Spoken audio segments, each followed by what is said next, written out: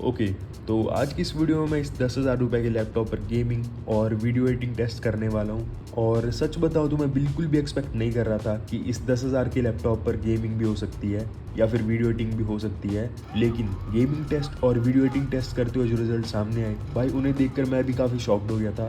और इसकी स्पेसिफिकेशंस की बात करें तो इस लैपटॉप में इंटेल i3 11th जेन प्रोसेसर आता है और इस लैपटॉप में सिर्फ 4 GB रैम है और बाकी इसके अंदर सिर्फ 1 TB की हार्ड डिस्क है। और फाइनली ग्राफिक्स की बात करें तो इसके अंदर इंटीग्रेटेड इंटेल UHD ग्राफिक्स आते हैं। तो कुल मिला के बात यह है कि इन सभी स्पेसिफिकेशंस के साथ मैं इस लैपटॉप पे गेमिंग करने के बस सपने देख सकता हूँ, गेमिंग कर नहीं सकता। ओके, तो फाइनली मैं आ चुका हूँ अपने लैपटॉप की स्क्रीन पर और जैसा कि तुम देख ही सकते हो मैंने इसके अंदर पहले से ही गेम्स डाउनलोड करके रखी हुई हैं, जिनमें से मैं सबसे पहले टेस्ट करने वाला हूँ माइनक्राफ्ट। तो चलो इस गेम को जल्दी से ओपन कर लेते हैं।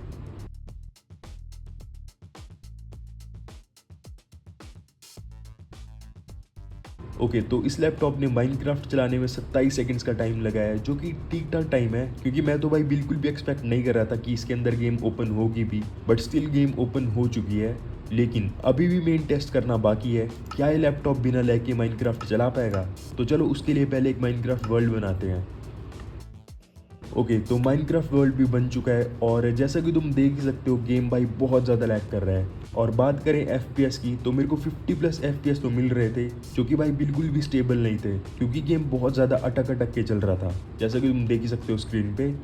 ओके, तो अब वर्ल्ड बनाए हुए काफ़ी देर हो चुकी है और शायद शुरू में रिसोर्सेज वगैरह लोड हो रहे थे, इसीलिए गेम बहुत ज़्यादा लैग कर रही थी। पर अब ये गेम स्टेबल 55 FPS के आसपास शायद चल रही थी। और पता नहीं शायद तुमने नोटिस किया है या नहीं भाई, बैकग्राउंड में जो लैपटॉप का फ़ैन नॉइज़ कर रहा है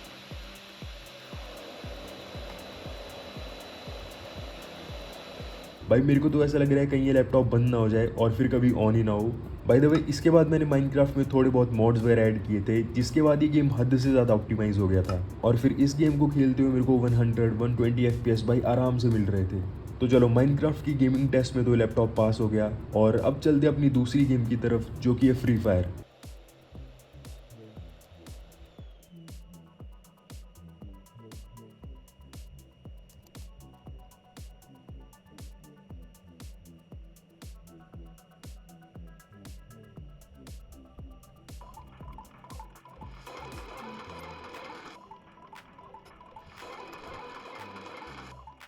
ओके, तो भाई फाइनली फ्री फायर भी ओपन हो चुकी है और भाई इस गेम को चलने में 3 मिनट से भी ज़्यादा का टाइम लगा है और बीच बीच में 2-3 बार तो एमुलेटर चलना ही बंद हो गया था।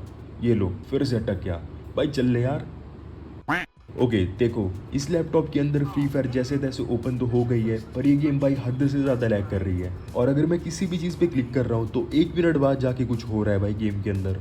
बट फिर मैंने सोचा चलो गेम के अंदर आए गए हैं तो एक मैच भी शुरू कर ही लेते हैं। बट भाई ये मेरी सबसे बड़ी गलती थी क्योंकि जैसे मैंने स्टार्ट मैच पे क्लिक करा तो भाई अगले 3 से 4 मिनट तक मेरे सामने ये स्क्रीन शो होती रही और फिर थोड़ी और देर के बाद भाई गेम ने मेरे को वापस लॉबी में फेंक दिया। मतलब इस लैपटॉप की स्पेसिफिकेशंस इतनी कम थी कि भाई मैं गेम के अंदर जा तक नहीं पा रहा था।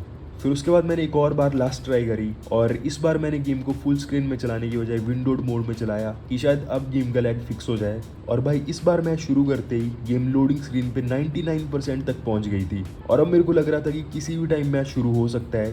पर इस बार भी गेम फिर से क्रैश हो गई और मेरा फ्री फायर खेलने का सपना भी। खैर, अब चलते हैं तीसरी गेम पर, जो कि है वैलोरेंट। और देखो मैं जस्ट अभी वैलोरेंट शुरू करने ही वाला हूँ, पर उससे पहले तुम ज़रा टाइम देख लो, 4:15 हो रखे हैं, ठीक है।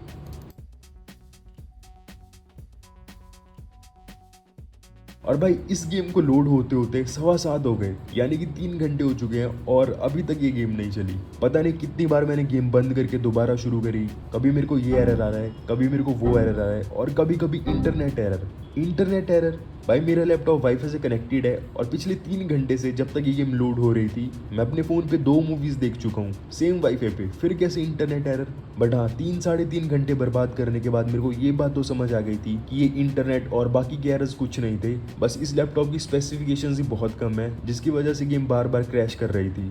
सो यार, वैलोरेंट को भी ख़त्म, टाटा बाय बाय। ओके, तो फाइनली भाई अब मैं ट्राई करने वाला हूँ हम सभी फेवरेट गेम GTA 5। और सच बताओ तो मैं बिल्कुल भी एक्सपेक्ट नहीं कर रहा था कि GTA 5 इस लैपटॉप के अंदर चल पाएगी या फिर लोड भी होगी, बट स्टिल चलो ट्राई करते हैं और देखते हैं क्या होता है।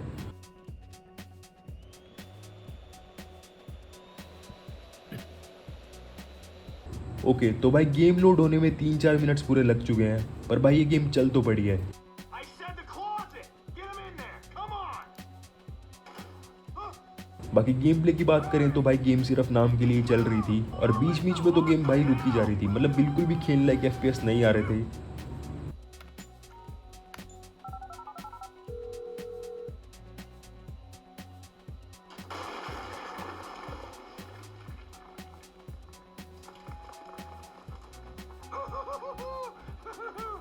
फिर उसके बाद मैंने सबसे पहले तो गेम बंद करी और इंटरनेट पे रिसर्च करी कि भाई कैसे मैं अपनी GT5 का लैग फिक्स कर सकता हूँ। और भाई मेरे को काफ़ी ज़्यादा तरीके मिले इस गेम को ऑप्टिमाइज़ करने के, जिनमें से सबसे पहले तो मैंने अपने लैपटॉप की स्क्रीन रेजोल्यूशन जितनी कम कर सकता था उतनी कम कर दी।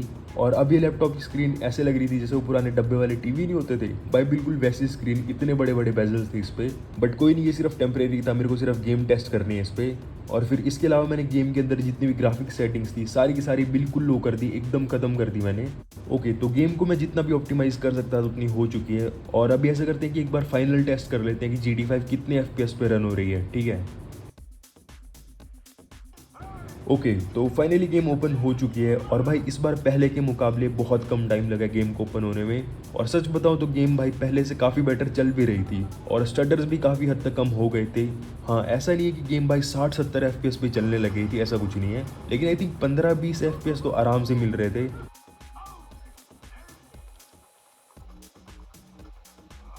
There's enough here for us all to enjoy.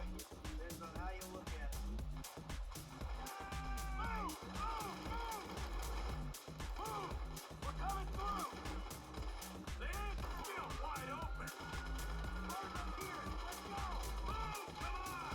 Kid might have failed! This wasn't in the job description!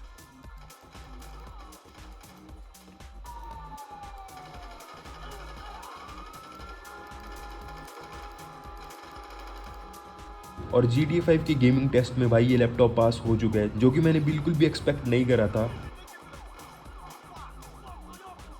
फिर उसके बाद मैंने इस लैपटॉप में वंडरशेयर फिल्मोरा पे वीडियो एडिटिंग भी टेस्ट करी, और ये लैपटॉप सिंगल लेयर और डबल लेयर एडिटिंग आराम से कर रहा था। और मैंने इसमें 1080p वीडियो ओपन कर रखी थी, जो आराम से कट, मूव और प्रीव्यू वगैरह सब कुछ सही चल रहा था।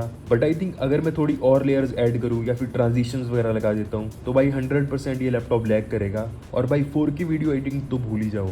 ओके तो इतना ही था इस लैपटॉप का गेमिंग और एडिटिंग टेस्ट। बाकी अगर वीडियो पसंद आई है तो इस वीडियो को लाइक और चैनल को सब्सक्राइब कर देना। और अगर सस्ते में एक गेमिंग कंट्रोलर चाहिए तो लेफ्ट वाली वीडियो देख सकते हो, या फिर अगर तुम भी प्लान कर रहे हो एक सेकंड हैंड लैपटॉप परचेज करने का तो ये राइट वाली वीडियो देख लेना।